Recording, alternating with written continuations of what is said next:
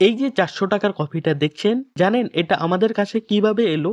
এর পিছনে রয়েছে ছাগলদের এক অদ্ভুত অবদান। সত্যিটা জানতে আমাদের ফিরে যেতে হবে 1100 বছরের আগের ইথিওপিয়ায়। সেখানে দেখা যায় এক ধরনের গাছের বেরি বা ফল খাওয়ার পর ছাগলগুলো হঠাৎ খুব চনমনে হয়ে নাচানাচি আর লাফালাফি শুরু করেছে। এমনকি তাদের রাখালও সেই ফল খেয়ে এক নতুন শক্তির ছোঁয়া পেলেন। তিনি এই বেরিগুলো নিয়ে গেলেন এক সাধুর কাছে। রাখাল বললেন, এগুলো খেয়ে দেখুন, রাতে প্রার্থনার সময় জেগে থাকতে সাহায্য করবে। সেই সাধু ফলগুলো আগুনে পুড়িয়ে গুঁড়ো করে গরম জলে মিশিয়ে তৈরি করলেন আজকের এই কফি। এরপর ইয়েমেনেও মানুষ গরম কফি খাওয়া শুরু করে। আর ঠিক সেই সময় এক ভারতীয় ব্যক্তি হজ থেকে ফেরার পথে প্রথম কফির স্বাদ নেন। কিন্তু তখন সেখান থেকে কফি বিন নিয়ে যাওয়া নিষিদ্ধ ছিল। তাই তিনি বুদ্ধি করে 60টি কফি বিন তার দাড়ির মধ্যে লুকিয়ে ভারতে নিয়ে আসেন। আর এভাবেই গড়ে ওঠে ভারতের প্রথম কফি বাগান। বলতে পারেন সেই জায়গাটি কোথায়?